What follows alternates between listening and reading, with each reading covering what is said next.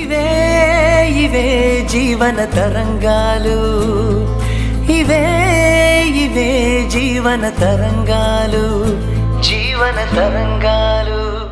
ఈ సంగతి అమ్మకు తెలియదు, చెప్పాలి. ఎలా తెలుస్తుంది? నన్ను చెప్పనిస్తేనే కదా.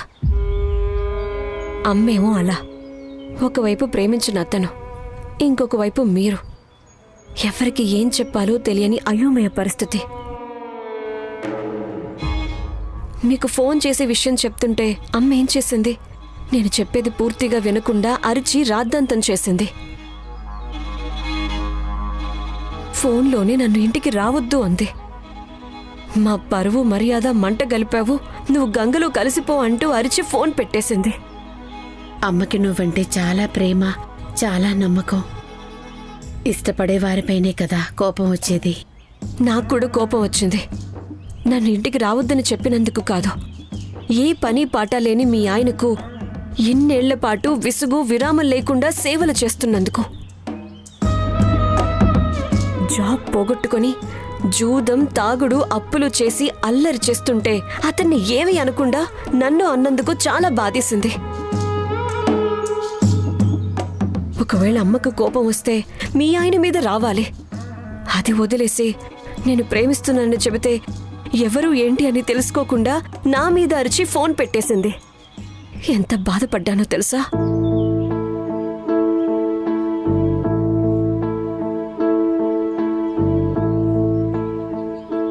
అమ్మ దృష్టిలో నేను చనిపోయానంది.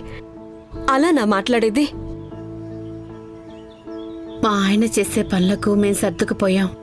ఎందుకో తెలుసా? పిల్లల భవిష్యత్తు కోసం తప్పలేదు. ఇప్పుడు వదిలేయలేను కదా. నాలా నీ జీవితం కాకూడదని అమ్మ చాలా తాపత్రయపడింది. కానీ దానికి నువ్వు ఛాన్స్ ఇవ్వలేదు. అందుకే అమ్మకి చాలా కోపం వచ్చింది. మరి నీకేమైంది? నువ్వు కూడా ఫోన్ చేయలేదు. నువ్వు కూడా అమ్మ చెప్పినట్టే విన్నావు. నన్ను వేరుగా చూసావు. ఒకే తల్లి పిల్లలం అయితేనే కదా. అయ్యో, ఎందుకలా అంటావు? I'm sorry. నాకు జాబ్ లేదు. ఆయన జాబ్ పోగొట్టుకున్నారు. నాతో సహా 2 పిల్లలు, మా ఆయన, అందరూ అమ్మపైనే డిపెండ్ అయ్యాం. ఒకవేళ అమ్మను ఎదిరిస్తే మా పరిస్థితి ఏంటి? నిజం చెప్పు. ఎప్పుడైనా మనం ఒకే తల్లి పిల్లలం కాదన్నట్టు బిహేవ్ చేశానా? ఎందుకు అలా మాట్లాడతావు? మరి ఆ రోజు ఎందుకు అలా చేశావు? అమ్మ అరిచి ఫోన్ పెట్టేసింది. చాలాసేపు ఏడ్చాను. కనీసం నువ్వైనా ఫోన్ చేస్తావని అనుకున్నాను. ఎంత వెయిట్ చేశానో తెలుసా? రాత్రంతా ఫోన్ దగ్గర ఏడుస్తూ కూర్చున్నాను. ఒంటరిగా ఎంత బాధపడ్డానో తెలుసా?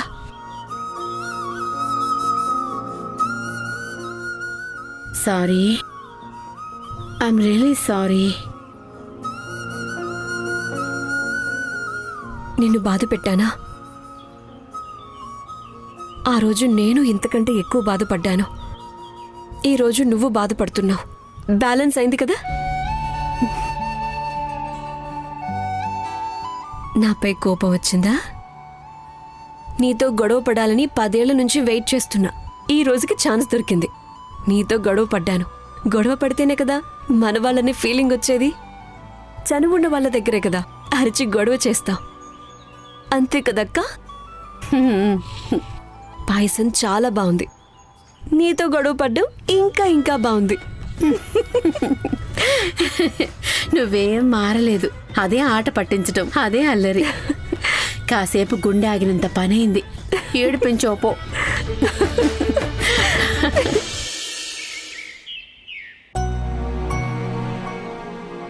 అమ్మమ్మ, ఆకలి అవుతుందమ్మమ్మ. ఇందాకే కదే హోటల్కెళ్ళొచ్చావు, అప్పుడే ఆకలవుతుందా? కొంపతీసి భోంచేయకుండా వచ్చేసావా ఏంటి? అక్కడ భోజనం నచ్చలేదమ్మమ్మ. ఎలాగూ సాయంత్రం బర్త్డే ఫంక్షన్ ఉంది కదా అని నేను వంట చేయలేదు. ఫ్రిడ్జ్లో ఉన్న టిఫిన్ తినేశాను. మీ నాన్న ఉదయాన్నే బయటికెళ్ళిపోయాడు. పొద్దున్నే చేసిన పాయసం మీ అమ్మ పట్టుకెళ్ళింది. ఇంకేమైనా మిగిలిందేమో చూస్తాను. పాయసమా? వద్దమ్మమ్మా. రాత్రి భోజనానికి అప్పుడే వంటలు చేయడం మొదలు పెట్టేశావా? అయినా నువ్వు ఒక్కదాన్ని ఎంతని కష్టపడతావు? నేను హెల్ప్ చేయనా? ఏం వద్దు, నువ్వెళ్ళి కాసేపు రెస్ట్ తీసుకో. సాయంత్రానికి ఫేసు ఫ్రెష్గా ఉంటుంది. కీర్తి కీర్తి అమ్మా కీర్తి. ఏంటి మా నాన్నకి సడన్ గా ఇంత ప్రేమ? ఎక్కడో భూకంపం రావడం ఖాయం. Come fast baby. మీ నాన్న పిలుస్తున్నాడే. అవును. Come here sweetie. అబ్బో, ఏంటి ఈ రోజు నాన్న ఇంగ్లీష్ ఇంతలా కూలీ చేసేస్తున్నాడు? ఇంకే మధ్యాహ్నమే తాగొచ్చినట్టున్నాడు. అదే తెలియట్లేదు.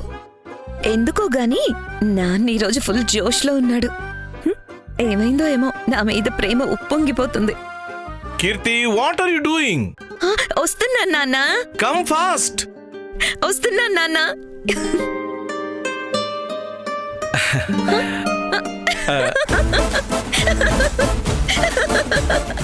ఎందుకమ్మా అంతలా నవ్వుతున్నావు?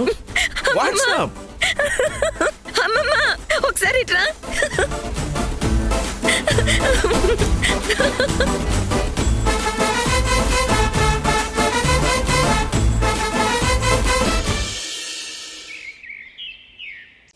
అబ్బా, ఎన్నెన్ని మాట్లాడుకున్నాం. ఎక్కడో స్టార్ట్ చేసి ఎక్కడో ఎండ్ చేసాం. చాలా మాట్లాడుకున్నాం, కానీ నీ లవ్ స్టోరీ చెప్పనే లేదు. ఎక్కడి నుంచి స్టార్ట్ చేయాలి, ఏం చెప్పాలి? చిన్నప్పుడే నాన్న చనిపోయారు. పెదనాన్న, చిన్నాన్న, అన్న, తమ్ముడు అంటూ ఎవ్వరూ లేరు. మనకి పెద్దగా బంధువులు కూడా లేరు కదా. నువ్వు, నేను, అమ్మ, అంతే. చిన్నప్పటి నుంచి బావిలో కప్పల్లా పెరిగాం. ఇంటా బయట ఎప్పుడూ అబ్బాయిలతో మాట్లాడిందే లేదు. ఆ వయసులో అట్రాక్షన్ సహజం. అయితే ఆ ఎఫెక్ట్ చదువుపై పడి డిస్టర్బ్ కావద్దని అమ్మ ఎప్పుడూ నీడలా ఉండేది. కోడి తన పిల్లల్ని గ్రద్ద తన్నుకుపోతుందేమో అన్నంత జాగ్రత్తగా కాపాడేది. చిన్నప్పుడు నా దృష్టిలో మగవాళ్లు గద్దలు, ఆడపిల్లలు కోడిపిల్లలనే ఫీలింగ్ ఉండేది. నువ్వు అందంగా ఉన్నావని అమ్మకు భయం. ఎవరన్నా ట్రాప్ చేస్తారేమోనని జాగ్రత్త పడేది. ఏమో, కానీ నేను ఏ అబ్బాయిని తలెత్తి కూడా చూసేదాన్ని కాదు. అందరూ నన్నే చూస్తారని కాస్త ఈగో ఉండేది. కానీ ట్రైనింగ్ కోసం వెళ్ళాక అక్కడి భాష రాదు, మనుషులు తెలియదు, అంతా కొత్త. ఆ టైంలో నా బ్యాచ్మేట్ అరుణ్ జాదవ్తో పరిచయం అయింది. నాలో ఏదో తెలియని మార్పు. అతడు well educated, good manners and handsome కూడా. ఇద్దరం బాగా పోటీ పడి చదివేవాళ్ళం. మొదట్లో పెళ్లిపై ఎవరికి పెద్దగా ఇంట్రెస్ట్ లేదు. అలా 2 ఏళ్లు గడిచిపోయాయి. ఓవైపు ట్రైనింగ్ కంప్లీట్ అయిపోతుంది. ఇంతలో కాలేజ్లో ఒక కల్చరల్ ప్రోగ్రాం ఏర్పాటు చేశారు. అందులో లవ్ స్టోరీలో లీడ్ మేల్ క్యారెక్టర్ తను చేస్తున్నాడు. ఫీమేల్ క్యారెక్టర్ కోసం నన్ను అడిగారు. నాకు యాక్టింగ్ రాదు, నేను చెయ్యను, సరిగ్గా చేయకపోతే ట్రోల్ చేస్తారని చెప్పాను. అయినా సరే తను వినకుండా ఆ లవ్ స్టోరీ బుక్ ఇచ్చి చదవమని చెప్పాడు. ఒకసారి కాదు, 6-7 సార్లు చదివాను. ఎందుకంటే ఆయన పక్కన ప్రియురాలి క్యారెక్టర్ వేరే ఎవరో చేయటం ఇష్టం లేక. అప్పుడు తెలిసింది, నాటకంలో కూడా ఆయన పక్కన వేరొక అమ్మాయిని ఊహించుకోలేనంత ఈర్ష్య కలిగింది. ఆ ఫీలింగ్ గురించి డెప్త్గా ఆలోచిస్తే అప్పుడు అర్థమైంది నేను అతనితో డీప్ లవ్లో ఉన్నానని. ఓహో, అయితే ఆ లవ్ డ్రామా మీ లవ్ స్టోరీని మలుపు తిప్పిందన్నమాట. అప్పుడు డిసైడ్ అయ్యా, ఆయనకు ఆ డ్రామాలో యాక్ట్ చేసే పార్ట్నర్ గానే కాదు, life time active life partner గానే ఉండాలని. ఆ తర్వాత ఏమైంది?